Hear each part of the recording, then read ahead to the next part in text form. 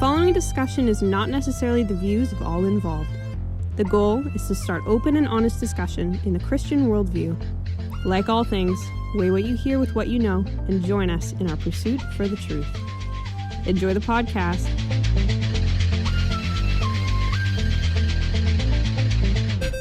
Don't watch Gladiator 2. Read the Bible instead.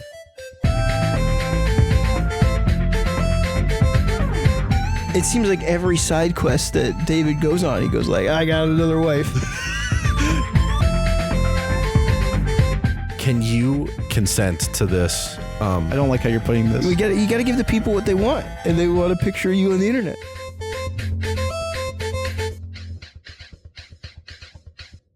Welcome to the Second Rate Saints podcast. I'm one of your hosts, Caleb.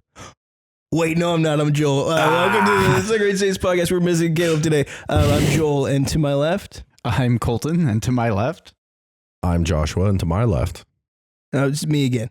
Caleb. We already mentioned it. Caleb is not with us. He's not with us anymore.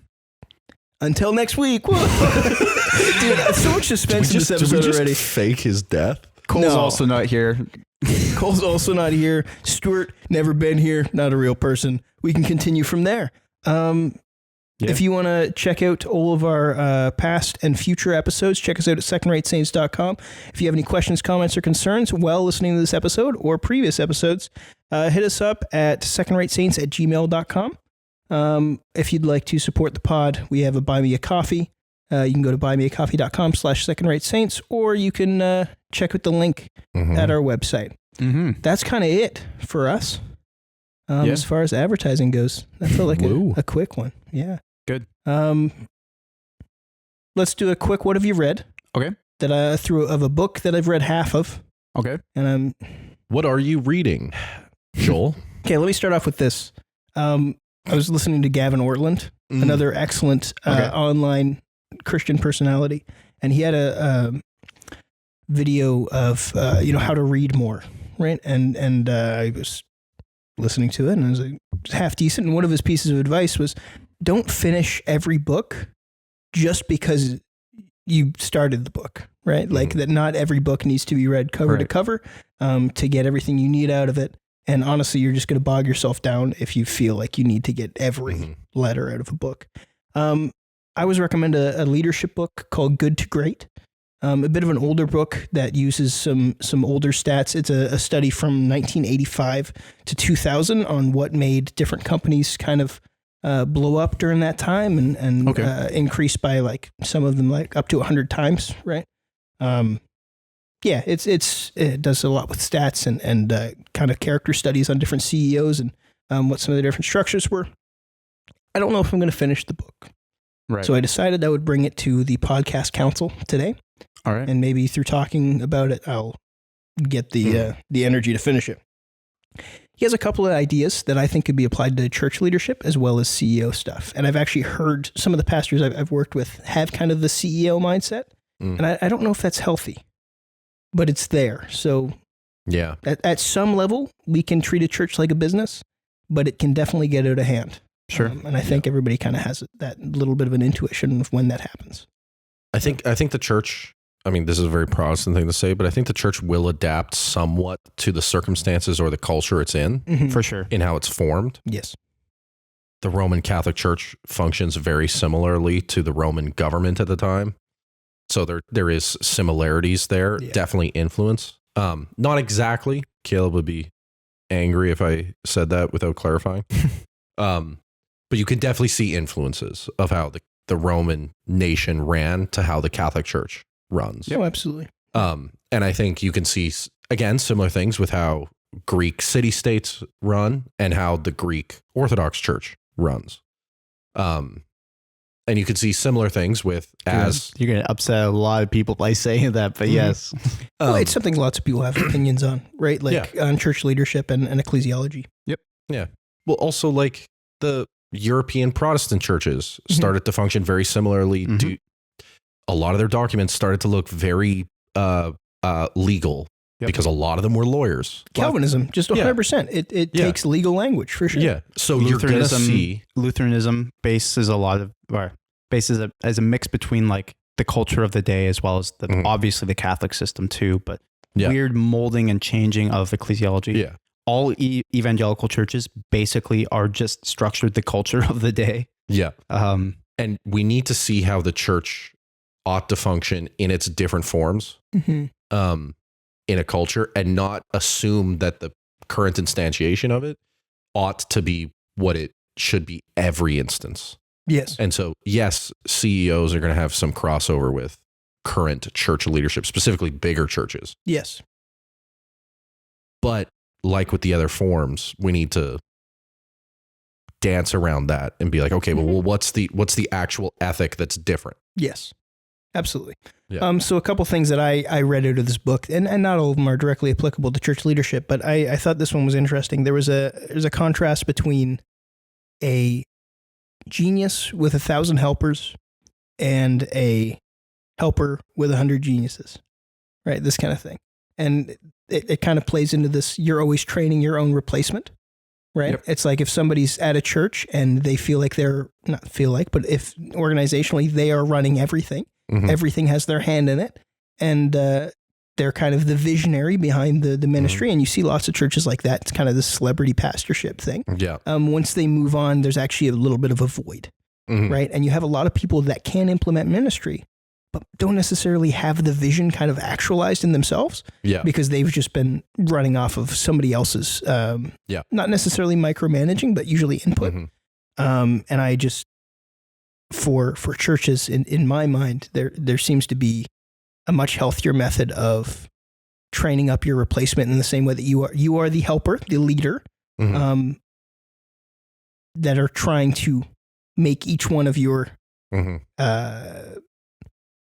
subordinate's the wrong word in a Christian context, but it would be subordinate in a business context. Sure. You're trying to make them effective at your position, right? Yeah. That your ministry essentially looks like a splintering off of different and that's responsibilities. Okay. Yeah. There was one of the final episodes of the Rise and Fall of Mars Hill podcast was an interview with the late Timothy Keller. Yes. And he gives, because he was a contemporary of Driscoll's, not in theology, but in just, they were in the same circles. And it was very interesting because you can study both of them as test cases for how to start major churches in massive cities.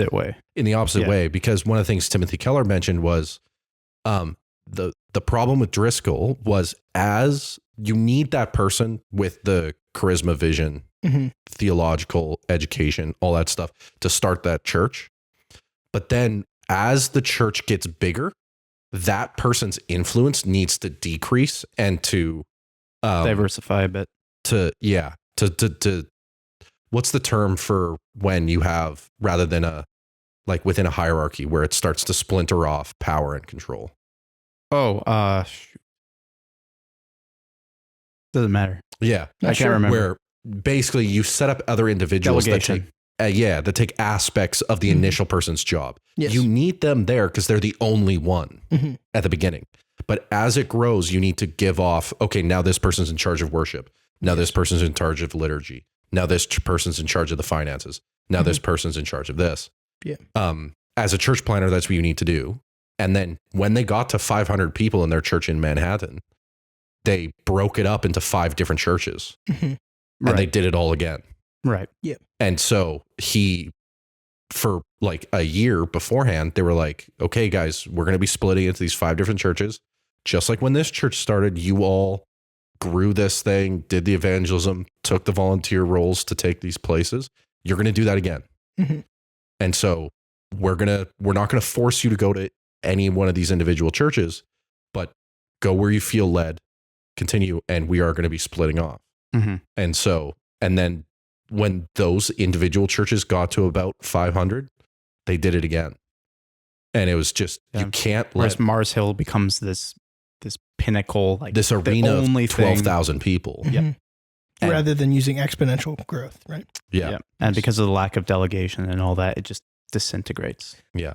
That's actually another interesting thing about this book. It's actually where, Mark Driscoll's like, we got to get the right people on the bus, and there's going to be bodies behind the bus by the time we're done. Yeah. This book is the one that has the bus analogy. Oh. This is where he gets it. Yeah. Okay. And I think it's it's a healthier articulation because this guy Good to Great, he's John Collins is the guy who writes the book. Mm-hmm. But the kind of perspective he takes is more like, if you have the right people on the bus, they're not going to get off until you're at your destination. Mm-hmm. Whereas the wrong people on the bus will ask you to stop, right? And to get off, or they'll get off when they're tired, or this kind of thing, right? Like you get a lot less committal people. And so he's saying that, the issue with Driscoll is that in that metaphor, the responsibility of getting the right people on the bus is the leader.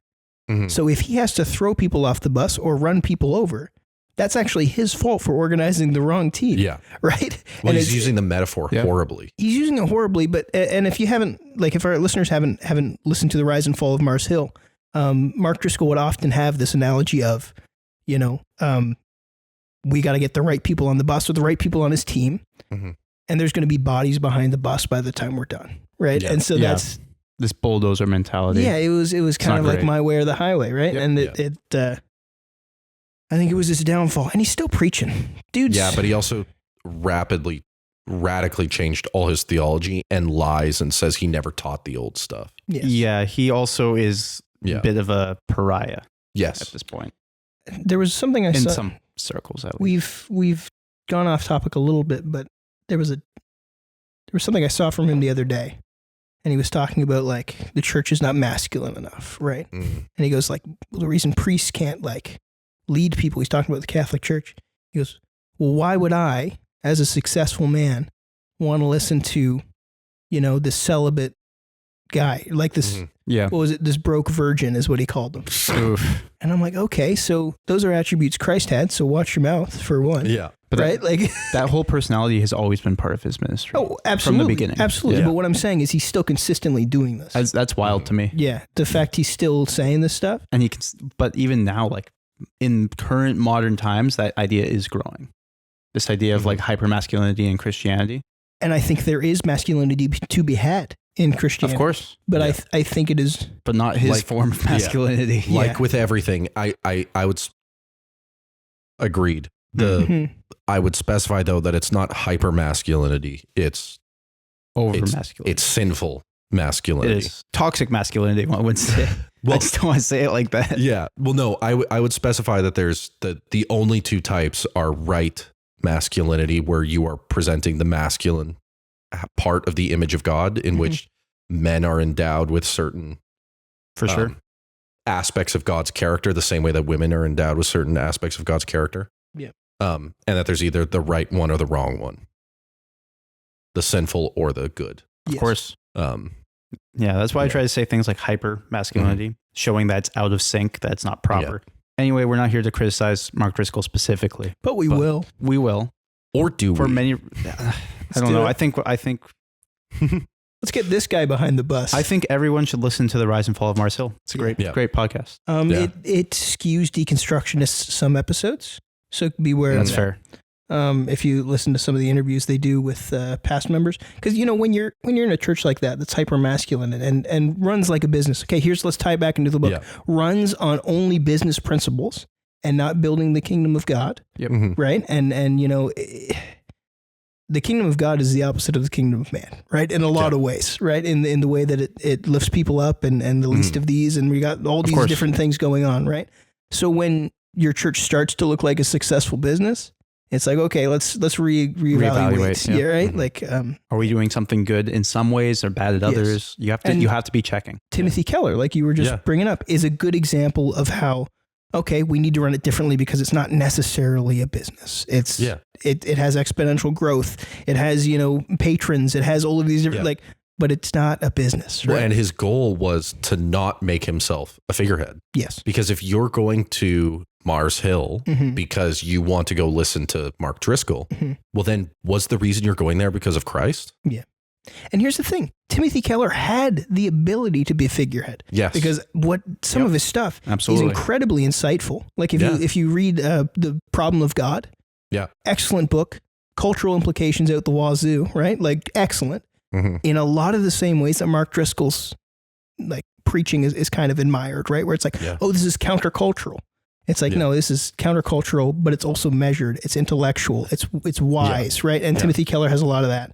Balanced. So, Yeah. We're not, this goes back to our original conversation on that we kind of, the whole idea of like First Peter of not just being offensive to the culture because being offensive is good, but in fact, being involved in the world, but not of the world, but being involved in our nations or being involved in our countries or our local townships, seeking its betterment to make it more like the kingdom so that everyone can experience the goodness of God. Yep. While when that gets pushed back on us, we say, no, I will not change. We need not add offense to what is already offensive to the world. True. Very true. If you take anything from this whole segment, read First Peter again, and potentially some book. I can't remember what it was called. Good to Great. Yeah, it's not from a Christian perspective or anything like that, but it was popular within those circles. Here, let me just pull up the cover, and then we'll do a book review, and we'll get into it. Do you think that the book is good and useful? To great? Good to great, yes. I feel like when I read it, I'm reading a book that was popular during the early 2000s. Okay. Right? That's kind of how it's written. It's like a time capsule. It's a little bit of a time capsule. It's like one of our great books that we had to read, Walk Across the Line. Walk across the room. Walk across the room. Yeah. By Hybels. Yeah, that's a little different. Yeah. The year that it was found out, he had the whole scandal on the go, so we just had to read the book anyways. Yeah. Changes the meaning. A little bit. Yeah, actually a lot of the things in that book kind of undermined by Bill Hybels. I do have to say something. That book was extremely influential on my school career. That's wild because I did not like the book. Anyway. No, it's not a good book. That book was what caused me to start doing the literally walking down the ACK building reading. I see. You literally walked across the room like the book says to do. Yeah, that was the joke. And then it became a thing. Yeah, except you were doing it at a Christian college. Like evangelism's not high there. No, I was just doing it because I needed to read it. I didn't want to fall asleep. Yeah, fair enough, dude. Okay, I found the cover of the book. What do you think of it, Josh? Simple. I'm Josh. I say 0. What it looks like is it's meant to remind you of God is Not Great by what color is it? Christopher Hitchens. No, this came out. Christopher Hitchens. Okay. Yeah. This came out way before that. Yeah. Well, this would be around the same time. When did that book come out? 2001. It'd be roughly around the same time, right? Maybe a few years before, but no. Again, this has nothing to do with Christianity. No, I know. So it would be really wild if he's like, I'm going to make this about an atheist textbook. Yeah, it did come out in 2007, so it'd be the other way around. Okay, that's a bit later than I thought it was. Yeah. Either way, what do you think? First of all, what color is it? Red. Second, it's red. He got it right that time. It's got big old letters on it, making big old words. Yeah, it is very much it's simply grabbing your attention. Yep. It's pretty simple. It looks like a business book. As far as business books go, it's on the higher end for sure. I don't read a lot of business books, but yeah, They're it kind of usually reminds very me of Growing Young. Yeah, the way that it treats stats, because that's also a book based on a study. Yeah. Okay. So Yeah. half decent book. Out of 5, Josh. Oh, the cover is like a 2. Oh, yeah, it's just red. Oh, it's red. It's got a line that looks like stocks. It looks all right. There's that covers. It's attention seeking, but it's effective. But there's those covers are a dime a dozen. It's too needy, you know. They're everywhere. There's so many that look like itself. that.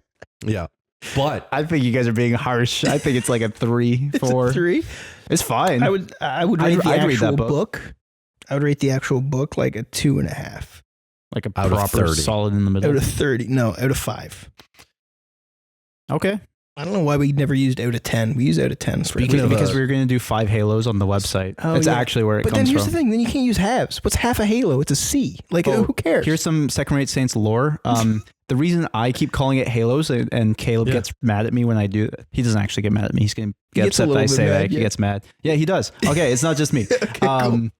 He wanted to put halos as the image for how much you could rate the book out of 5, but Sorry, it was Josh. Yeah. Josh wanted it to be Halos. We couldn't Caleb was desperately trying to put together our website. Yeah, and we couldn't get it to work, so it's stars now, I think. But I still call it Halos just to mess with people.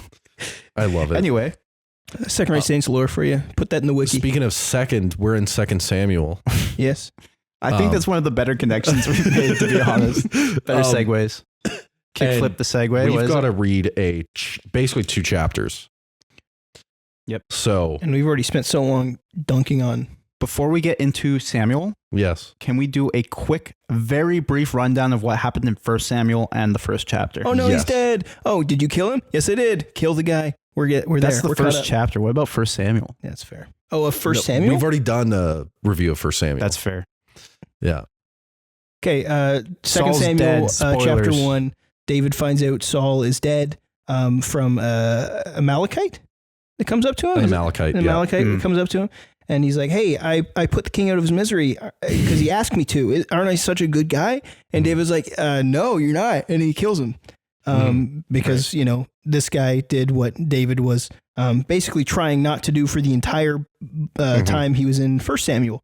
And then upon finding Saul's death, he mourns and becomes king. And then David writes a lament and comes up with the great phrase, "How the mighty have fallen." Yeah. Which is awesome. It's so cool that we just still use that phrase. Yeah. And what I love is just about how much he still, even though he's dead, even though Saul sucked, did all the horrible things, he still reveres Saul. Yep. As being It's king. great. Well, it's the Lord's anointed thing, right? Yeah. It's like, this was the man that was anointed before me. Well, it's one of the big themes of the first book, of the first, first book, I guess, is that David refuses to kill the Lord's anointed, where Saul will do anything to kill David. Yes. Yeah. But we ended on the first half of verse 4 of chapter 2. And this is where we will start the second half of verse 4. Now on Samuel. When they told David it was the men of Jabesh Gilead who buried Saul, David sent messengers to the men of Jabesh Gilead and said to them, "May you be blessed by the Lord, because you showed this loyalty to the Saul your Lord and buried him. Now may the Lord show steadfast love and faithfulness to you, and I will do good to you because you have done this thing. Now therefore let your hands be strong and be valiant, for Saul your Lord is dead, and the house of Judah has anointed me king over them." David is finally actually king, sort of. Of Judah. Yeah. He actually has some reign now, though. Yeah. He's in Hebron, the capital of Judah. Yep. And currently the capital of his kingdom. Yep. So do you think that his kingship starts at his anointing by Samuel? Or do you... So I know his actual kingship doesn't, but like thematically, what would you say? Is this just the actualization of that anointing, or is this... I would say that that his first anointing by Samuel was when God acknowledged that he's king over Israel. Yes. Or at least going to be, but it doesn't take effect in the kingdom until later on. In a similar way, if we're going to make the analogy, Jesus was always king of the world. Right. But through his birth, through his life, through his death and resurrection and the saving of many sons and the resurrection, he becomes king. Oh, that's cool. Yeah. Okay. Yeah. I can see that. Yeah. I agree. I think the fact that he's anointed here is because as much as we say that 2 Samuel isn't, or like 1 and 2 Samuel were written as the same book, there is a clear divide between the two stories. But the divide it's good that it's thematic, but the divide is just because of how big the scroll was, wasn't it? It is. But the reason why they picked it here is for a reason. It's not just because, Saul's dead and now it continues. There are other theological reasons that we're not going to get too far into because it would make this podcast long. But fair enough. Yeah. The idea is that there are new ideas starting from this point on. And one of those things is David as king. Whereas before he wasn't king, now he is truly king. Him being anointed here is the start of his actual reign. Oh shoot, is the anointing separated from the kingship, kind of the already but not yet? See, I don't think so, but that's interesting. I don't know. Because I would, actually. Because it would make sense, right? Because Christ is coming into his kingdom. He is still ruling. He is still active within the kingdom, but he is not yet there. But then that positions Satan as Saul, and I don't like that. I kind of like that. No, Saul would just be old Israel. So, okay, cool. Yeah. But that's fair. Which is the point that Caleb brought up last time, which is like David's lament of Saul typology was the so same much. as Israel, Jesus's lament of Israel. Yeah.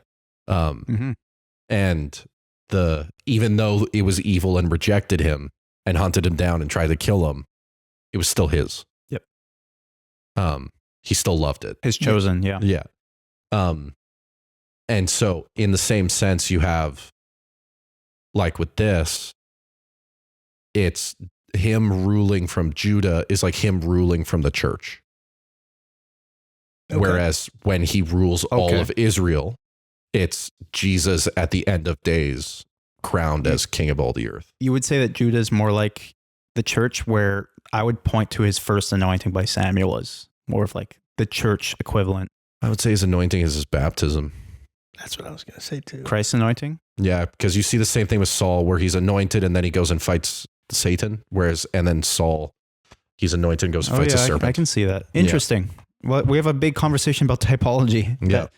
Even in the first book, throughout multiple chapters, we talk about typology for Christ and kingship and all that quite a bit.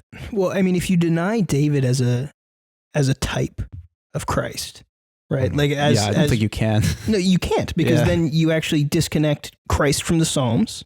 Yeah. As any kind of prophetic thing, and then you throw out like hundreds of the prophecies for Christ, or even just the Lord's anointed, which is what Messiah kind of means. Yeah, right. Like this is what Messiah means. Yeah, Mashiach, Christos mean anointed one. Yep. Yeah. Here, anointed for kingship and ruling over Israel. For Jesus, it's a kingship and ruling over Israel. Yeah. Well, and anointing gets like further reduced as like anointed for like position or office or role under God. Yes. You see that with Moses. You see that with other characters that are anointed. What do you think about, because now we would use the term like office, right? Right. But do you think that, okay, never mind. Sorry. I'm gonna. Well, you see that like there's multiple iterations in the same way that like you are, as a little Christ, a Christian, you are anointed. You have the Holy Spirit. Yep. Right. You're co-heir of Christ. But also when you're sick, and in James it says, do not like hurry to bring the oil for their heads. Or when someone's anointed for office, sometimes churches and throughout history have done where they anoint the person for the position. Yes. Kind of like it's not just a one-time thing. It's a continuous. It can happen multiple times. Interesting. Because it's more of a sign that God is choosing you for a purpose, right? Rather than it has a purpose unto itself. That is like baptism, where baptism is a one thing that it only has one purpose. So you can't be baptized multiple times. I would argue no. I would also argue no. Unless it's for the dead. Anyways, no, Mormonism. Get it out of here. Sorry. Wrong church. Anyway, drawing this back to David, the anointing here is kind of a bit of like, it's not just in God's eyes that he's king, whereas before he was.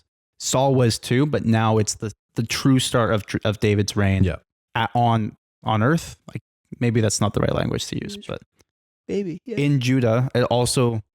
Well, here's the thing. We'll get into it when we read the next thing. This idea of like, when was 2 Samuel written and 1 Samuel written? First Kings and like the Kings and the Chronicles is definitely mid or post-exilic, most likely.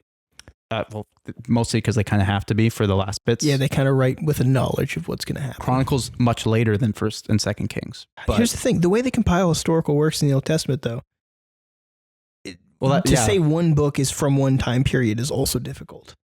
That's true. Right. It also gets complicated when we talk about the complete razing of Jerusalem too. Like how much of theirs is like oral histories that then were compiled, or how much of it was like scrolls put together. That's kind of hard to justify. I mean, we got into that when we talked about 1 Samuel, talking about the pro-king narratives versus the anti-king narratives, right? It seems that the author of the book, the editor of the book seems to juxtapose stories where one is pro-God and one is pro-king, right? And this kind of this back and forth. Yeah, and whether or not that was done by Samuel or not is part of the debate. Whether it was done by Samuel, because if it, especially first, like the first parts of Samuel, if they were by Samuel himself, then this narrative is meant to be shown through Israel's history all the way through, or it's ad hoc, showing the difference between a good and bad king. Either one doesn't matter. Okay, for what we're talking about here. And he only could have written a first part of 1 Samuel, because he would have been right. It doesn't. Yeah, it would have been the rest of his prophet school that would have finished the work. That is the idea. Yeah. I thought it was mostly.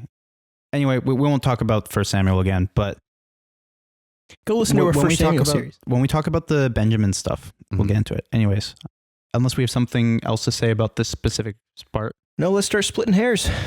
Yeah. What? It's a joke. Abner-based joke. Okay. Oh. Abner's going to be a significant character in this section that we're reading. Abner, son of Ner. Abner, son of Ner. So, verses. Oh, and I didn't even finish the section. Anyways, we're going to read to verse 11.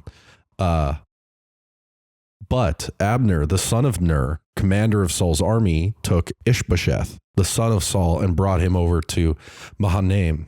And he made him king over Gilead and the Asherites and Jezreel and Ephraim and Benjamin and all Israel. Ishbosheth, Saul's son, was 40 years old when he began to reign over Israel, and he reigned 2 years. But the house of Judah followed David, and the time that David was king in Hebron over the house of Judah was 7 years and 6 months.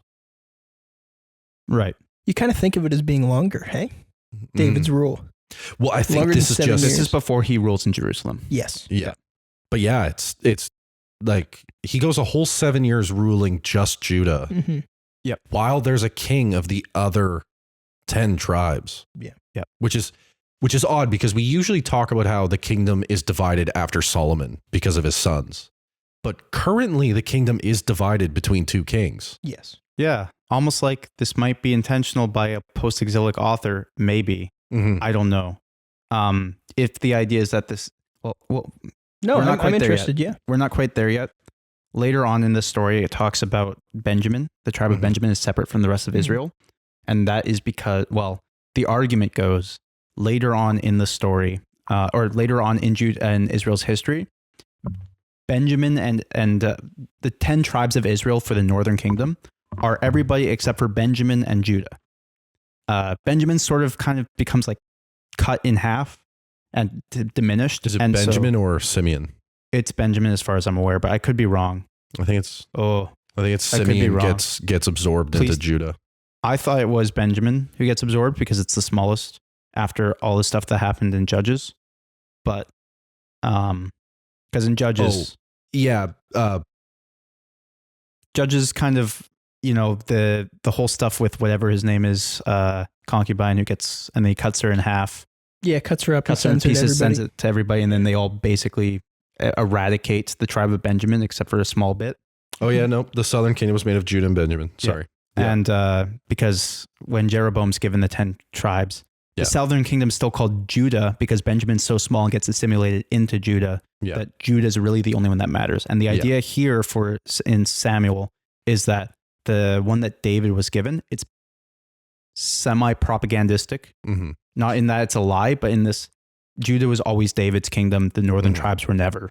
They rejected him from the beginning. They rejected the line of David from the beginning. And what it does is if David, the whole idea of you have David unifies the kingdom while it's split. Yep. You have, again, if it's post-exilic, you have that foreshadow of the kingdom is split, one half's annihilated.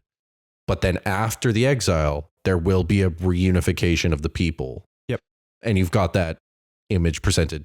Well, even in Ezra, when they do the genealogies, they do count all of the tribes, but it's Judah that matters the most, and the most because the southern kingdom was the most preserved. Well, and the incorporation of Benjamin into Judah, I think, is what's interesting about that, not just because of Judges and because of the previous actions of Benjamin's horrible decision making, but is the fact that it is Judah who saves Benjamin from Joseph in the Joseph narrative, because he gives himself to protect his youngest brother, who's going to be taken by this second in command of Egypt, who he doesn't know is Joseph, and saves him from prison or destruction, and ultimately saves Jacob, his family.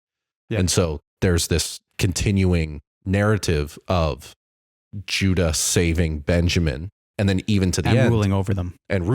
But then in the end, you see that because Judah has Benjamin incorporated into it, the other tribes get annihilated, but Judah and Benjamin do not. Mm-hmm. And Saul is from the tribe of Benjamin. Yep.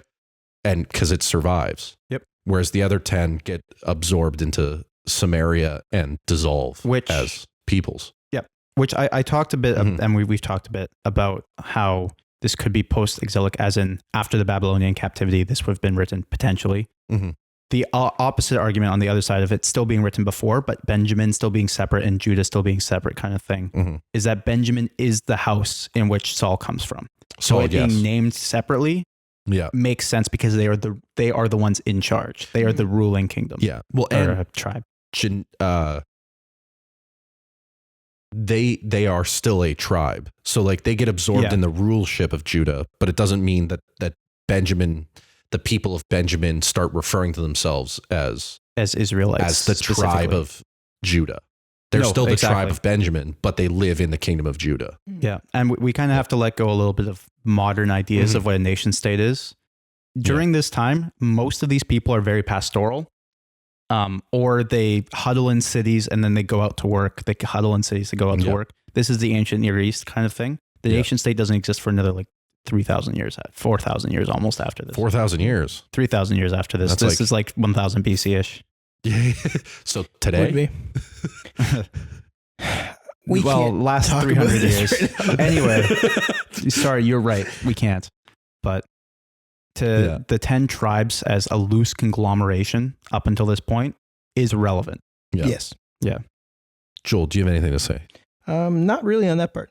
Okay. No. So the next section, verses 12 to 23, is going to give us a lot to talk about. Abner, the son of Ner, and the servants of Ishbosheth, the son of Saul, went out from Mahanaim to Gibeon. And Joab, the son of Zeruiah, and the servants of David went out to meet them at the pool of Gibeon. And they sat down, the one on one side of the pool and the other on the other side of the pool. And Abner said to Joab, "Let the young men arise and compete before us." And Joab said, "Let them arise." Then they arose and passed over by a number 12 for Benjamin and Ishbosheth, the son of Saul, and 12 of the servants of David. And each caught his opponent by the head and thrust his sword in the other person's side. So they fell down together. Therefore that place was called Helkath Hazarim, which is at Gibeon. And the battle was very fierce that day. And Abner and the men of Israel were beaten before the servants of David. And the 3 sons of Zeruiah were there, Joab, Abishai, and Asahel. Now, Asahel was as swift of foot as a wild gazelle, and Asahel pursued Abner, and as he went, he turned neither to the right hand nor to the left from following Abner. When Abner looked behind him and said, "Is it you, Asahel?" And he answered, "It is I." And Abner said to him, "Turn aside to your right hand or to your left and seize one of the young men and take his spoil." But Asahel would not turn aside from following him. And Abner said again to Asahel, "Turn aside from following me. Why should I strike you to the ground? How then could I lift up my face to your brother Joab?" But he refused to turn aside. Therefore Abner struck him in the stomach with the butt of his spear, so that the spear came out of his back. And he fell there and died where he was. And all who came to the place where Asahel had fallen and died stood still. Wild. We're on some Game of Thrones stuff right now, hey? Yeah. This would make a good live action adaptation. We're continuing the theme of Game of Thrones throughout. Amazon Prime just announced a show called The House of Israel, The House of David. It's going to be bad. So I didn't know that's a thing. That's awesome. Yeah. It's going to be, I do not have faith in Prime to make a good Bible show. Yeah. Anyway, when I was reading through this and studying, I was very confused because it never actually says when the battle starts. It has the 12 champions go out and they fight and David wins, but then it just says, and then the battle was like long. It's like, okay, the battle between the 12 or the battle between all of them. Later on in the chapter, it does clarify that like whatever happened after those 12 champions, did evolve Abner's into a bigger stuff, fight. it just got into a full on fight. They didn't respect the rules of the champion duel. Unless it was just for fun. I don't know. It's a little confusing. Yeah. And it seems like David's side just dominated. It does. Although it does say that it just says blankly, they all stabbed each other. They all grabbed each other by the hair and they all stabbed each other in the side. Yeah. It does not actually say whose side does what or there. After it kind of implies it was David's side that does it and destroys the other side, but it also says they like beat them. Yeah. Rather than like they stab them. So anyway, I'm adding more confusion to the whole story just by being here. Yeah. Unless they mean beat like they won, but that's a modern lingo. Yeah. That doesn't really. That's interesting. Yeah. It isn't super clear, but it, to me, it reads so much like, well, like the Iliad a little bit, you know, like that's kind of the same image I have in my head. Yeah. Well, and it's ancient history, so it's kind of hard like to. David and his mighty men and Achilles and what were his special guys? They have a super odd name. Yeah. It's not the Argonauts, is it? It is the Argonauts. That's Jason. That's Jason, yeah. His super cool dudes. That's what it was. Yeah. Achilles. Either way. They have such a cool name. I don't remember what it is. Sons of Thunder. Oh, wait, that's the Bible. That's Sons of Thunder is pretty cool as well. They all argue with people. Yeah. That's both of them. That's the New Testament. Sorry. Why? I am asking a simple question. Achilles Elite Warriors, and it just keeps giving me Achilles Elite Package Ankle Repair. That's funny. That's so funny. This is the future. I do like Iliad. I do like, so when they have the 12 men come out, this is the different. Myrmidons. Oh, yeah. Yeah, the Myrmidons. Yeah. Is it Myrmidons or Myrmidians or something like that? Yeah. Either one, yeah. Either way, both characters, great at fighting, have a set of dudes. Yeah. And these guys have been following David and been loyal to him through the whole time. Yeah. If you were a part of our first Samuel series where he's going through the countryside, constantly getting men that are getting stronger and stronger and stronger. These dudes are insane fighters. Yep. Very good and very loyal. And so if they're not Israelites though, right? They're from the Mighty Men aren't. No. The Mighty Men. But I don't think the 33 yet? Mighty Men are not. I thought the Mighty Men were later in the story, unless I missed that chapter. They're later on. Yeah. But they exist right now. Right. Because I see. They accompany David when he's fleeing. Yes. Oh, yeah. Yeah. So he has 400 men that are really good. But of those 400, he has 30 that are. I see. Okay. Yeah. And later on, they're the Mighty Men. And it says things like one of them defeats 9 Nephilim at the same time and stuff like that. Yeah. One of them defeats a champion of Israel who's a Nephilim. Yep. Who has a 9-foot long spear and stuff like that. Yeah. His name's Benaiah. He's one of the 3 better of the 30. And we'll get to them eventually. But there's historical record that in Josephus' history, he accounts Benaiah's defeat of that champion being the last of the Nephilim. The fight of Goliath. Oh, okay. In that it's a revisionist history that kings would often take the benefits of his warriors. Okay. To pump them up. Because it was done in his name, so it's as if he was doing it. Okay. Yeah, and so there's like a bit of revisionist history on potentially on did he kill Goliath or was it Benaiah? And it was written as him, and then Benaiah was accredited some mysterious, non-named Egyptian giant. Right. Yeah. Either way, I don't think that one holds as much water in terms of the story because if Saul was king. Doesn't matter. Either way. Yeah. as we're talking about here, David's men are pretty good. They're good at fighting. They beat these guys. The 12 that they send forward is kind of like Goliath, David and Goliath, sending out a champion to fight for the sake of the battle. Although it's unlike David and Goliath, it's not as explicit here, whether or not it's this champion style battle. The fact that there's 12 of them, I've assumed, I haven't looked into this. This is a thought in real time, sort of, except beautiful. It represents the 12 tribes of Israel and which side which side the 12 tribes should go with, the king of David or the king of Ishbosheth. I can't say it. Ishbosheth. Thank you. And how the fact that David like trounces them with that fight is that symbolic kind of meaning that God is with, wants the unification of Israel under David instead. Yeah. But then it just devolves into fighting anyways. And so it feels like a weird insertion into the story. Yeah. It also feels like, if it's the case, that because that idea of champion warfare is from Greece through the Philistines and the Sea People, right? That Israel being influenced by the Sea People and the Philistines specifically took that on a little bit, but it didn't run deep. Right. So like they lost, and then because Abner and Saul and them do not have a track record of being honest or people of their word, they're just like, no, we're just fighting. Right. Yeah. Yeah. I do like, we didn't talk about it yet, but I do like that Abner. Abner in Hebrew means my father is Ner. Yeah. So if it's my father is Ner, son of Ner, it's a bit redundant. Yeah. I think it's just funny. Yeah. Ner Jr. Yes. Verses 24 to 32. But Joab and Abishai pursued Abner, and as the sun was going down, they came to the hill of Ammah, which lies before Giah, on the way to the wilderness of Gibeon. And the people of Benjamin gathered themselves together behind Abner and became one group and took their stand on the top of a hill. When Abner called to Joab, "Shall the sword devour forever? Do you not know that the end will be bitter? How long will it be before you tell your people to turn from their pursuit of their brothers?" And Joab said, "As God lives, if you had not spoken, surely the men would not have given up the pursuit of their brothers until the morning."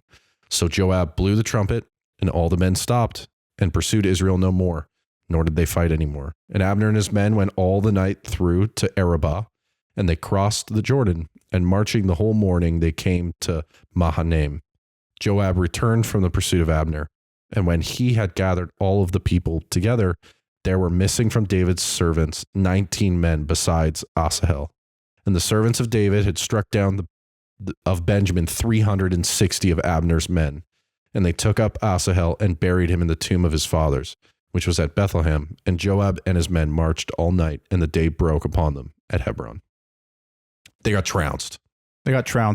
Except for, what's his name? Asahel. Yeah. Which I love the story of Asahel in this, and even Joab later in the next chapter. Asahel, he just chased, like we didn't mention in the previous section, but he's like, he literally is without a weapon, just running after Abner, presumably to kill him. It's not explicit, but probably since kill they're the in head of the snake. And he keeps calling back like, "Oh, hey bud, how are you? Maybe stop chasing me, otherwise I'm gonna have to kill you." Yeah. And he's like, "No, I'm not gonna stop." He actually, the first time, he's like, "Please pick up a weapon. I don't want to just kill you." Yeah. He's like, "Nah, I'm just gonna chase you down. You're not gonna." I get this sense that he's like, "You're not gonna kill me," kind of thing. And then the second time, he's like, "No, I'm gonna keep chasing you," and then he just turns around and stabs him with the blunt end of a spear, straight through, anime style. Well, the fact he uses the blunt end kind of makes you think: was he trying to kill him, or was he just trying to get him to stop chasing it? Right? Good point. Yeah. Good point is a good joke. Thanks, buddy. Not point. Bad point. Yeah. Said a bit bluntly there. Yeah, a bit bluntly. But I wonder, and it's a bit like Asahel knew that. I'm projecting heavily into the text here. So am I. That's all right. But like the idea of like Abner's the one that's really behind the kingdom. He knows he's the military mind. He knows he's the one that organized it. Ishbosheth is just the face because he's Saul's son. Yep. Ishbosheth is mentioned earlier in 1 Samuel, but doesn't really do anything. And it's his brother that David makes the promise with. Yep. That he would not kill him. Yep. And Mephibosheth. Yeah. The lame one. Yeah. And so he knows that he's like, if he just kills Abner, it's over. Yep. The conflict's done.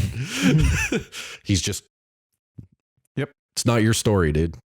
It is a weird one though. Because it says before, he's like, he's really spry. He can run really fast. And so the fact that he's chasing him down, it's a weird kind of insert. Yeah. Well, and it's brought up, of course, the spear going through him is brought up to kind of bookend Abner's fate later on. So keep an eye on that. Don't spoil it. Not spoiling anything, dude. Well, this is kind of the rule of Abner. Later on, it talks like you've mentioned that he's kind of sort of ruling the kingdom from behind the scenes as a general. If anybody's ever seen Gladiator 2, that's the story in Gladiator 2 for Denzel Washington. Spoilers. It's not a good movie. I don't feel bad spoiling it. Yeah. But yes. Well, all four of you that have seen Gladiator 2. I have not watched it. No, I haven't seen it either. The reason I bring up that comparison is because this one feels very similar to that. Just I think here it's better. Yeah. So fair enough. Don't watch Gladiator 2. Read the Bible instead. Yeah. Chapter 3, verses 1 to 11. There was a long war between the house of Saul and the house of David. And David grew stronger and stronger while the house of Saul became weaker and weaker. The sons were born to David at Hebron. His firstborn was Abnon of Ahinoam of Jezreel, and his second, Chileab of Abigail, the widow of Nabal of Carmel. And the third, Absalom, the son of Maachah, the daughter of Talmai, king of Geshur. And the fourth, Adonijah. Whoa, sorry. Totally fine. There's a lot of hard to pronounce names. Also, that's a dope name because it's the Lord is Lord, which is there you go, which is awesome. The son of Haggith, and the fifth, Shaphatiah, the son of Abital, and the sixth, Ithream. That's also such a pretty good dope name of Eglah, David's wife. These were born to David in Hebron. While there was war between the house of Saul and the house of David, Abner was making himself strong in the house of Saul. Now Saul had a concubine whose name was Rizpah, and the daughter of Aiah. And Ishbosheth said to Abner, why have you gone into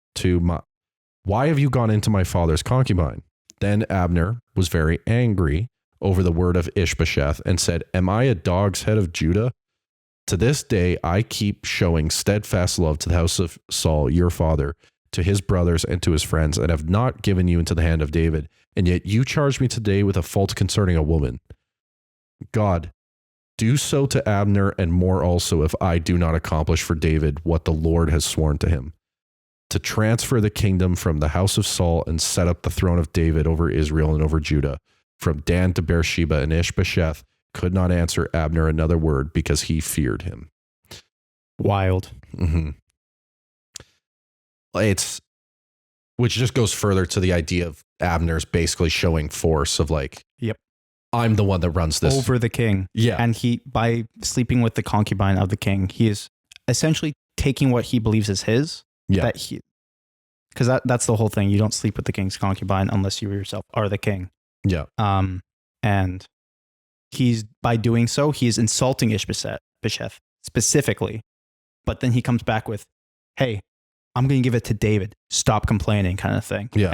And Ishbosheth actually is afraid of him because he kind of is ruling over. Mm-hmm. It's also ingratiating himself into the family a little bit too. Yes. I don't know. I think it's fascinating. Joel, what do you think is going on when the phrase says there was a long war between the house of Saul and the house of David, and David grew stronger and stronger while the house of Saul became weaker and weaker? That sounds to me like like John the Baptist's phrase of I must become less, he must become greater, as that's like a thematic reversal of this idea. Interesting. Of like, see, to me, these last few chapters have been more concrete. Yeah. And so you can say there are narrative ties but it's hard to say that there's intentional theology being put forward there.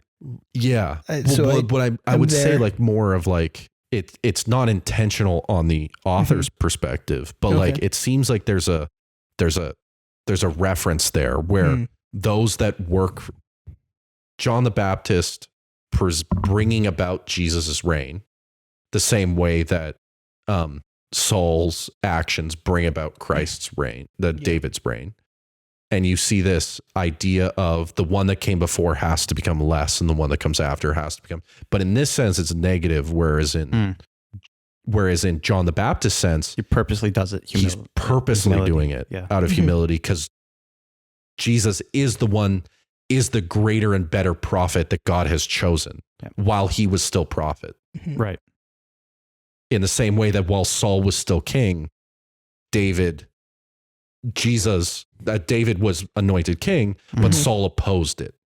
Right. Whereas John the Baptist knew Jesus had been presented as king before the people. As a slightly different tie thematically, I feel like it also is, if that is part of it, that could be a biblical theme that's in it. Yeah. It's also a continuation of the idea of 1 Samuel.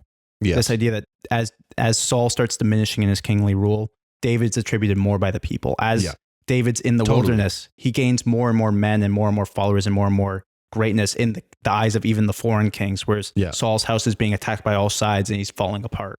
Yeah. This is a continuation of even just like the stuff with I don't want to say Judah, what's his name? Jacob and Abraham. This idea that to the righteous that God chooses, he provides for them. Yeah. Whereas with the wicked, he slowly takes away. Yeah. Well, and it doesn't necessarily like within this case for the analogy, it's not necessarily, I guess the analogy that I'm presenting is not that John the Baptist is wicked and so it's being taken away, but he acknowledges that Christ was chosen to be this new and better prophet. Yep. This, right? While he was still the prophet of Israel. Yeah. And he's talking about his image and his importance too. Yeah. That he diminishes in importance because it's not about him.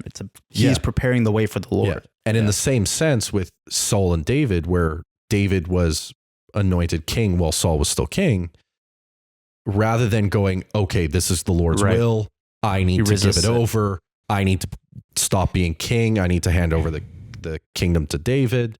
He's resisting it, and it's happening regardless of. Right. So John the Baptist is the right way to do what's happening here. Yes. Okay. Yeah. I think that the comparison is becoming less and less between David and Saul. Yep. I don't think they're being contrasted as much, but I think when you read that line. The house of Saul and the house of David. While there were war between the house of Saul and the house of David, Abner was making himself strong in the house of Saul. Yes. And so kind of what I'm seeing there is like, these are now two men trying to take up the same mantle. Yes. Right. And so kind of the correct and incorrect way to do that. I believe there's a book called The Three Kings that actually uses this metaphor, don't they? No, it's Absalom. They use Absalom. It is Absalom. Yeah. Sorry. That'll be later on in the story. Although we've had a, what's it called in the movie when you have someone appear for a short bit as like a reference? Cameo? A cameo. We have a cameo from Absalom in the beginning of this chapter. Yeah. Yes, he is there. He's just not important yet. Well, it will be. And this is an important historical note is kings at this time constantly faced usurpers. Yes. And these civil wars where a king dies and then there's chaos and two individuals or multiple individuals try to take the kingship and claim that a god is telling them that they are going to be able to do that is common. Yeah. There's very little difference between a king and a revolutionary, right? Yes. Like it's kind of the same thing. Yeah. The book you're looking for is A Tale of Three Kings. Tale of Three Kings is what it is. Yeah. Well, that's separate. Yeah. And so the fact that Absalom and Abner and other characters, other people try to take the kingdom from David is common in that time period. People make arguments with that's why when his army was out fighting, he stayed in Israel as a defensive measure against being usurped. Because oftentimes it would happen when the king was gone for war, like what happened with Xerxes. Yeah. And they would come back and it's like, oh, there's someone ruling here. That's That's awkward. Give me back my throne. Yeah. Yeah. And so, but verses 12 to 19. And Abner sent messengers to David on his behalf, saying, to whom does the land belong? Make your covenant with me, and behold, my hand shall be with you to bring over all Israel to you. And he said, good, I will make a covenant with you, but one thing I require of you, that is, you shall not see my face unless you first bring Michal, Saul's daughter, when you come to see my face. When David sent messengers to Ishbosheth, Saul's son, saying, give me my wife, Michal, for whom I paid the bridal price of 100 foreskins of the Philistines. And Ishbosheth sent and took her from her husband, Paltiel, the son of Laish.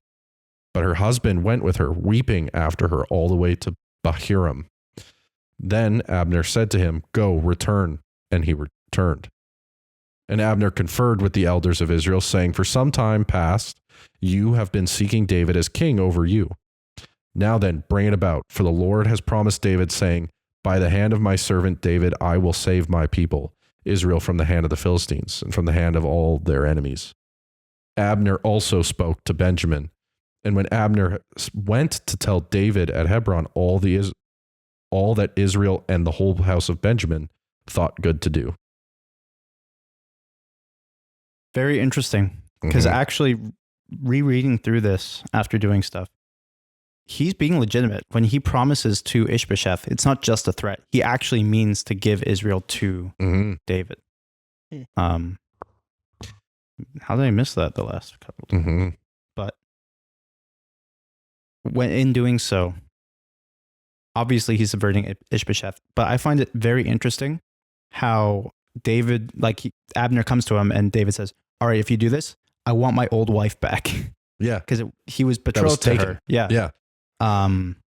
He was betrothed to her, given to that other guy. And obviously hasn't seen her since. That's in 1 Samuel. There's also another potential reason. Okay. Because she's Saul's daughter. Yep. By re-inaugurating that marriage, he now has claim to the throne. Absolutely. And uniting the two. Yeah. The house of David and the house of Saul become one. Yeah. It is interesting that he says that to Abner, as that's what he wants if he's going to accept Abner. But he also sends a message to Ishbosheth as well. Yeah. I said it right for the first time ever. But he sends a letter to her, to him for her, not for the kingdom, but specifically he wants to see if that would work. It's interesting that he does it. He says it twice, once to both different quote unquote rulers. And Ishbosheth just gives her to him. Yeah. Now he forces her away from her husband, her actual husband. Yeah. But and this guy, because David had to flee, and then Saul married her off again. And so, if I'm correct, I could be wrong here. Michal was given to her after the defeat of the Philistines, right? He goes out. He's like, I will give you my daughter if you can go and kill these Philistines. Yep. He goes and he brings back the foreskins. It's written here, but then there's this betrothal. They're supposed to be married. However, there's this weird complication, and unfortunately, they're not able to be together. Yes, and the complication. He has to flee. Yeah. He has to flee because Saul's trying to kill him. Yeah, you're right. Yeah. Yes, and that's the event. I missed that chapter in the previous time, so because Michal protects him from her father, replacing him with an idol. Yeah, and it says that she loves him. Yes, she dearly loves him. Yeah. Whereas, as we'll see a little bit later, she doesn't seem to anymore. Well, not in this chapter. She gets very mad at David, and she kind of goes against him a couple of times. Yeah. We get a lot of backstories for David's wives. Yes. It's true. Well, it becomes less and less later. This is part of the reason why God says don't marry multiple women. Yes. Yeah. No, it becomes a problem. Yeah, I'm just saying, major issue. It seems like every side quest that David goes on, he goes like, I got another wife. Well, here's the thing. It's not seen as a bad thing up until and it doesn't even manifest as a physical bad thing, having all these wives and these different kids from the different wives, until he sleeps with Bathsheba. So Not because Maybe. of Bathsheba, but one of the punishments for him doing so is his sons rising up against him. Yes. And so that's where the story of Absalom will come in later in 2 Samuel. I'm more opposed to the idea that polygamy is not seen as an evil at this point, because Deuteronomy is already like against it, unless True. you take Josiah's reform as being the origin for Deuteronomy. But I think that this is more. We talked about it earlier in the episode. Unrelated. This is more the cultural standard of the time, governance of the time, the way you make treaties, the way you make deals by taking on wives from other nations. Right. That's seeping into kind of this, which is why you have these marriages that are covenant based, right? Like Michael and even Abigail is a little bit different, but it does still work as and Abigail's was because he left her husbandless. Yep. Yes, and so that's because of his potential murderous rage in which she protects him from committing. Namor or something, I think is his name. Yeah. I think you're right. Yeah. Nabal. That's what it is. So same difference. He marries her out of necessity. Obligation, I would say. Obligation. Yeah. Because he caused this. Yeah. Also, depending on the culture, it's less so now, but like with the patriarchs, if you did that, she's dead. Yes. So it is. And even, it's less so now because they have more of that pastoral sense, not the tribe. Yeah, that's something I didn't really cover before because it didn't really seem super relevant. But another reason why these books may have been written earlier than, say, 1st and 2nd Kings, rather than like them being a direct connection. Some people think that 1st and 2nd Kings was written by Jeremiah, for example. Yeah. If this was written earlier, like even way earlier, or it doesn't have to be, the fact that he marries all these people and has kids with them, and it's not portrayed as a negative, whereas Solomon is very obviously portrayed as a negative because it goes against the law, seems to be a difference in time rather than a difference in moral. Whereas if this was written earlier, it wouldn't be seen as nearly as immoral because that's what political rulers do. They have to. Yeah. Whereas later on, it's like, no, he's going against the law. Yeah. Solomon's going against the law, that kind of thing. And which David here is going against the law, but he kind of does that a few times. It's not really portrayed like a negative thing all the time. Okay, let's finish the rest of this story. Yeah.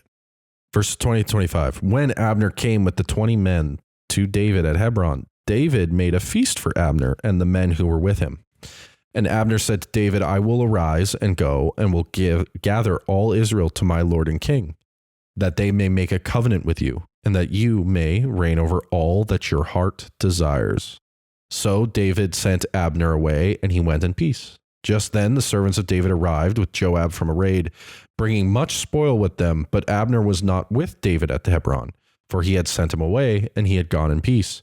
When Joab and all the army that was with him came, it was told Joab, Abner, the son of Ner, came to the king, and he has let him go, and he has gone in peace. Then Joab went to the king and said, What have you done? Behold, Abner came to you. Why is it that you have sent him away so that he is gone? You know that Abner, the son of Ner, came to deceive you, and to know you're going out and you're coming in, and to know all that you are doing. That's some setup, dude. Some espionage going on. You know he's lying. Well, here's the thing. Is he lying? Because before it says that Abner, I'm mixing up all the names. There's so many different names. Abner goes before the tribe of Benjamin and the tribes of Israel. Again, it says them separately. Hey, I'm handing the kingdom over to... Yeah, and he's going to give them, you have wanted this for a while. I'm going to do that. Yeah. And then he goes to David and do it. Joab saying, hey, he's lying to you and you know this. Is Joab trying to manipulate David to try to kill him out of revenge, which is Joab's motivation right now, and especially later when he does, spoilers, kill Abner, is his revenge for his brother dying, which is very common in this time. Well, and do you see, again, I'm going to do this because this is what I do, but do you see connections? So like with Saul, he gets anointed as king, and then he goes and fights Nachash, the serpent, the leader of the Ammonites in the wilderness, which is later on mentioned. Jesus gets baptized and then goes into the wilderness and contends with Satan. Yeah. I'm seeing similarities between the conversation with David's been anointed and now he's conferring with Abner. Just drop without explanation. Well, and here's the thing is because what you're seeing is he's now confronting Abner who's a runner of the whole kingdom and offers to give him all the kingdoms and what he desires, and a wife. And like, you're seeing a lot of this similar, like, I can give this to you, make a covenant with me.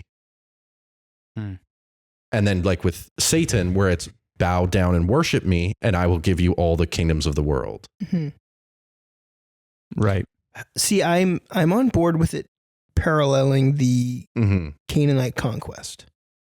I'm fine with that, and going in and not making covenants with people already in the lands. Which is what Joshua gets in trouble for. Yes, exactly. Right. Like, I can see the parallels there. Jumping forward to Christ and his temptation in the wilderness, I see less so. I agree. Although the Joshua one is interesting. Do you think it is a bad thing if he did make an alliance with Abner? Like, based on what the Bible would say? I think that narratively it parallels so much to Saul sparing the kings, right? And then when Samuel goes and just murders them. That's a good point. And it parallels well to Joshua not completely cleansing the land. Yeah. And basically David needs to clean house. So then, is Joab right? David needs to get the right people on the bus. There you go. Because I've read this as setup for what happens for late. Like, it's set up for later. It's the next passage. It is. Yeah. He's trying to get Abner killed. However, if you're right, then that means he is actually warning David, and this isn't supposed to be a negative thing. Do you think that's what it is? I don't know. If he makes a covenant with him, then breaking that covenant is also a bad thing, right? That's true. So I don't know. I think it's he setting hasn't up an made the impossible covenant. situation. No. And yeah, that's the thing. And I think that would be emphasized, is that David doesn't make the covenant with his enemies.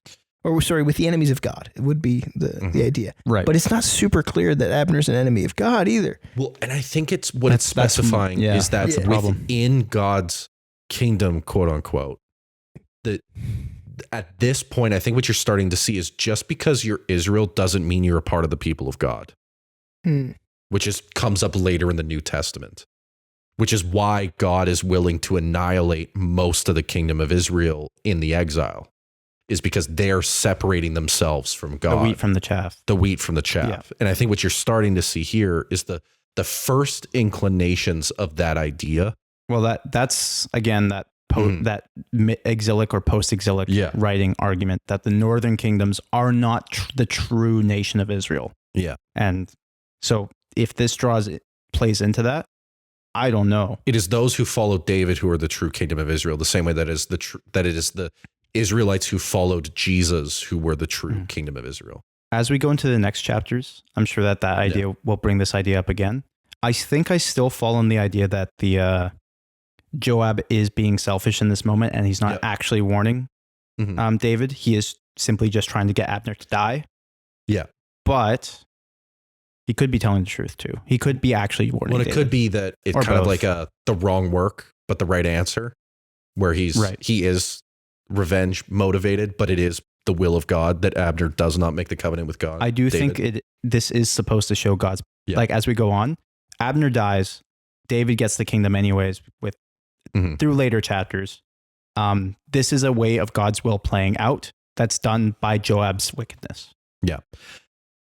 Verses 26 to 30. We are almost done. 2 more sections. When Joab came out from David's presence, he sent messengers after Abner, and they brought him back from the cistern of Sirah. But David did not know about it, and when Abner returned to Hebron, Joab took him aside into the midst of the gate to speak with him privately, and there he struck him in the stomach so that he died, for the blood of Asahel his brother. Afterwards, when David heard of it, he said, I and my kingdom are forever guiltless before the Lord for the blood of Abner the son of Ner. May it fall upon the head of Joab and upon all of his father's house. And may the house of Joab never be without one who has a discharge, or who is leprous, or who holds a spindle, or who falls by the sword, or who lacks bread. And so Joab and Abishai, his brother, killed Abner, because he had put their brother Asahel to death in the battle of Gibeon. David says, not my fault. Yep. Yeah. And the next verses will prove that. But it is interesting. Joab does do something very bad here.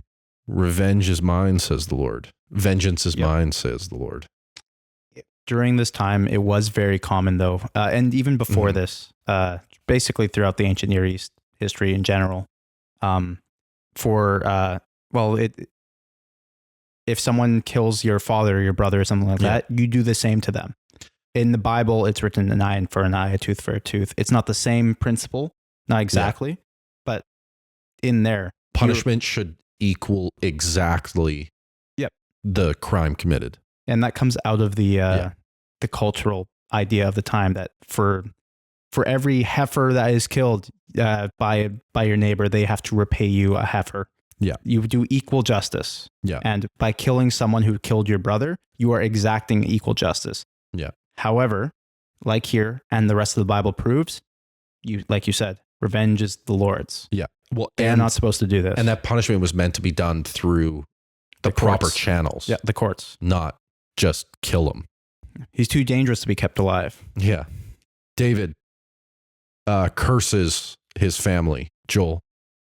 Yes. This seems pretty, this seems a lot. No, I totally agree. I don't know. We get the sins of the father stuff, and you'll see more and more of that as we go on.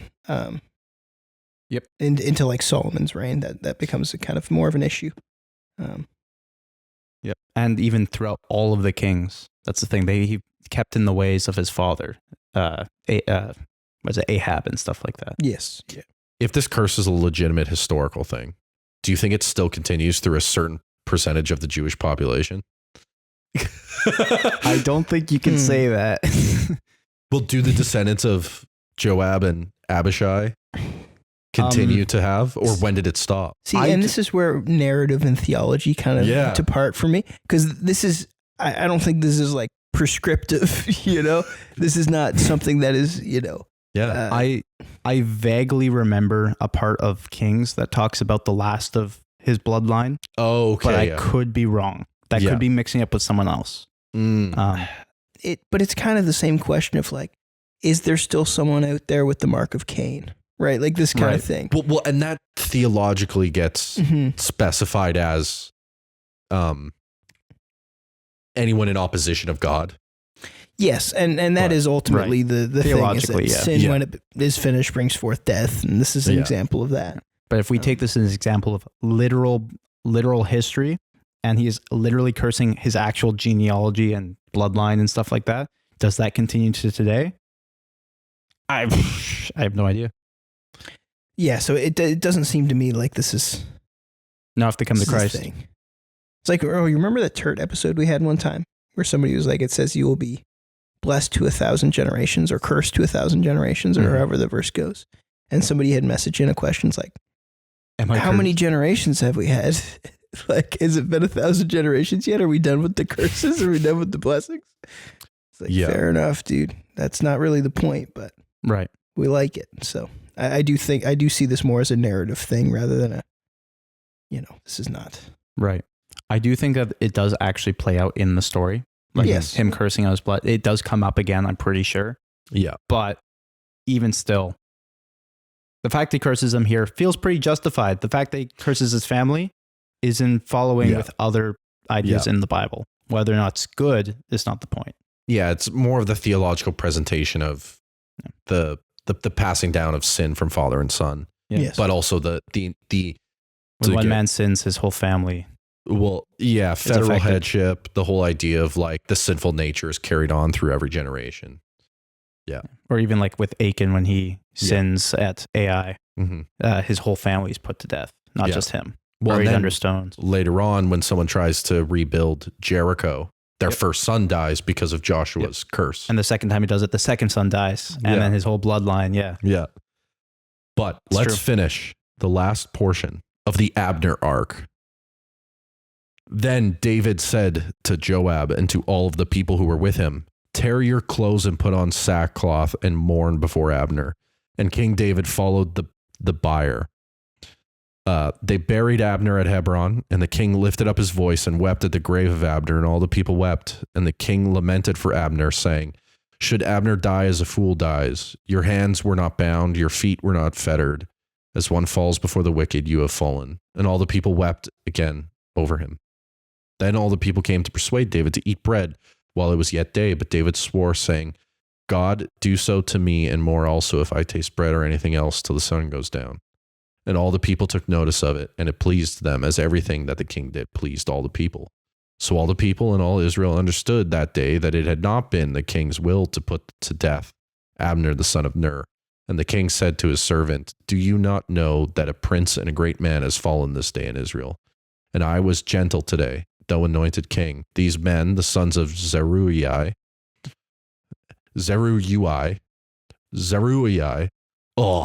are more severe than I.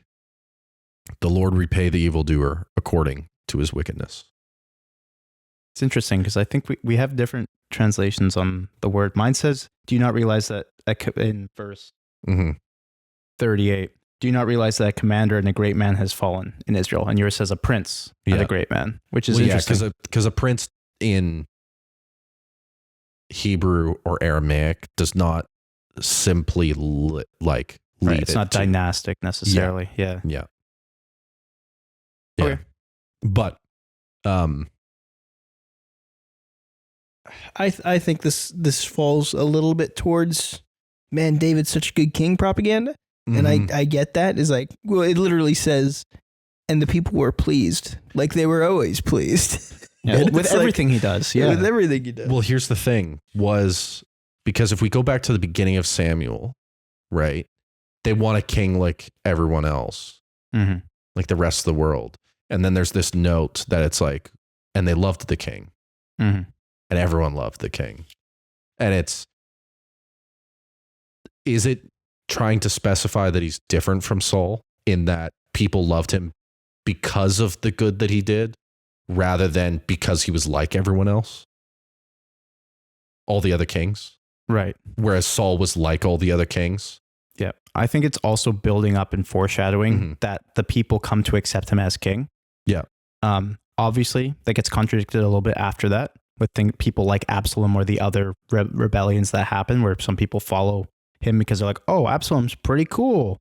Stuff like that. But it's this slow building to where ever since, even during Saul, people were calling the name of David. Like, David, he defeated the Philistines. He is going to be like forever. It wasn't Saul, it was David. Saul's going to be weak. He's going to be strong. And then that's what causes Saul to be really jealous. There's this constant building throughout all of Samuel that David is growing in the eyes of the people. And here, you're right, it is a bit propagandistic. Like everything he does is so great and all the people love him, including this one thing specifically. However, it might simply just be making the point of everything David's doing is righteous, like you're saying. Yeah. But more importantly, it is in line with what they saw from before. He has not turned them against him yet at all. Yeah.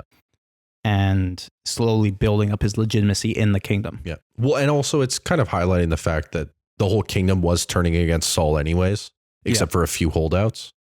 And so the people kind of were always with David from the point you start seeing Saul has killed his thousands, David has killed his tens of thousands. Tens of thousands, yeah. Yeah. That is our next section. We have finished the Abner arc. The Abner arc. Next is David becomes king of all of Israel. Ishbosheth. And then immediately fights the Philistines. Yep. That's kind of what he does. Actually, through all of Samuel, you can always be sure that there's going to be a Philistine somewhere. Well, and it's, again, pulling in from that ancient Near Eastern culture is a king would be inaugurated officially, and then what would follow was a militaristic victory as a significant... To show his legitimacy. That the gods were with him. Right. And you see that with Saul. The moment he's baptized, he then... He goes and fights Nahash. It also is a bit of a biblical idea. Not that specific thing, but this idea that God's people in the land, they show their legitimacy from God by populating and controlling the land and removing all of the bad people from it.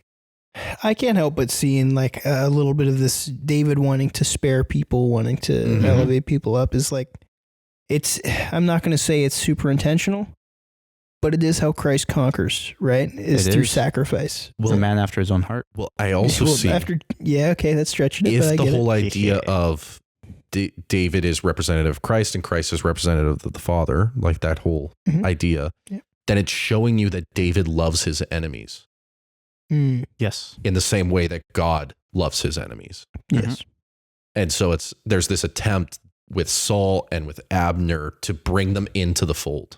Yes. And say with Mephibosheth later on of bringing them to his table, bringing them to the feast. And unlike any other leader in Israel's history, including Moses and stuff like that, he's highly emotional through both books of Samuel. Even bringing Benjamin into Judah is in some ways a ministry of reconciliation after Judges, right? And so there's, I don't know, there's lots of fun stuff about David's life that even if it is propagandistic. It is. I'm not convinced it's propaganda. No. But even if it is, theologically, what's still being presented is that this person, the way he's behaving, is supposed to be what the Messiah is like. Right. That God's anointed, whatever that looks like, is someone who brings God's enemies together, showing them that Israel, like a light on the hill, is something that everyone wants to be a part of. We need to have a proper typology episode at some point. Oh, it's going to get huge when he starts building the temple. Yeah. Or not building the temple, sorry. Not building it. But him not building the temple is like a huge deal. Yeah. The fact he has too much blood on his hands is also... It's also building up to earning a covenant with God, too. Which earning a covenant is some tough language. Okay, for sure. We'll have to smooth that over. No, I agree that it can be used. Yeah, there's a reason. So there's two people that God makes the same covenant with, and that's Jeroboam and David. The idea that he will establish his kingdom forever, and his name will live forever, all that kind of thing. With David, obviously, it sticks because David was a good king. With Jeroboam, it's the opposite. He rejects God, and therefore his kingdom will not last forever. And that's why the northern kingdom goes and dies completely. Well, and that's because Jeroboam being the son of Solomon, being the son of David. Rehoboam is the son of. Both of them are. No, Jeroboam's not. Oh, okay. Yeah. Sorry. That's all right. Blah. Cool. Well, this has been a fun little conversation about 2 Samuel. I've actually really enjoyed this because I'm so happy we're back in the Old Testament stuff. Back in the Old Testament, back in Samuel. Excellent stuff. Mm-hmm. Very different from Acts. Very different from Acts. And has that Game of Thrones feel that I'm a big guy for like narrative criticism stuff or narrative and textual criticism. I really like literary criticism is, I guess, a better word for it. But so I do like having these more abstract things where we can take, abstract ideas rather than needing to, delineate the early church from Acts. So this is really more my speed, and I've really enjoyed it. Yeah, and for it to be interesting. And for our listeners, if there's something that we've been talking about that you enjoy or you want to hear more of, definitely shoot us a message from secondratesaints@gmail.com or use our chat feature on our website. Always great to have interactions online. We've been hearing quite a bit from a couple of different people, and we've really enjoyed those interactions. And we're saving up for a new turt, Mm-hmm. So help me fill the turt jar, and let's uncover some of that turt from the dirt. Dig up some good questions, good cues. What's up, Josh? We're starting to slowly engage more on social media. So check that out. Yes, yeah. If you'd like to follow us on Instagram or X, none of us are particularly good at being on the internet, but we've enjoyed the interaction we've had so far. So specifically, right under the one post about what have you read, the books that you're reading. Yes. Oh yeah, if you have a what have you read that you'd like to toss to us. We have a post on our Instagram that you can go and put some comments under. That would be super helpful. It'll help with interaction, help with just creating conversation. Yeah. If you want a reason to follow our Instagram, have it so that we can see what you're interested in. Yeah. We'll do a Colton face reveal if we get 200 followers on Instagram. You wouldn't do that? If 200 people Why me want specifically? I don't know. I just Can we do a Stuart face review? you gotta give the people what they want, and they want a picture of you on the internet. Dude, the people want cardboard cutouts shipped to their house. So from what I've heard, everyone already has one. So why do they need a picture? I've got my own, but I'm not sending that to anybody. If we get 200 followers on Instagram, I will do a face reveal. Here's the thing. You'll do a face reveal? Yeah, sure. Why not? Oh, that's Colton, awesome. I don't know why anyone would care, but sure. Can you consent to this? I don't like how you're putting this. Tell as many people as you can. The moment we get to 10,000 subscribers on YouTube, the 10,000th subscriber, we will send a cardboard cutout of Colton. Apparently everyone's already got every one. 10,000 after that, we will send a cardboard cutout of another member of the group. This meme won't die. I don't get it. It's unbelievably funny. And it's only funnier that you hate it as much as you do. And I'm so sorry. No, it's fine. It's funny. And then there could just be a little speech bubble of just demons. Demons. Yeah, exactly. We're painting a bad image for Colton as the demon guy. I'm the demons man, even though you're the one who made the Satans episode. I'm the demon guy. Okay, so if we have any listeners now that would like to become a patron saint, you can hit us up at buymeacoffee.com/second-rate-saints or use the link on our website. It has been wonderful chatting with you. We'll see you next week, okay? Take care of yourself. Bye-bye. Pray, meditate. Spend time in the Word. Do it. And have Colton, a great week. shut off the episode. Shut off the episode. Shut off the episode. That's your job now. I'm closest, but you can do it.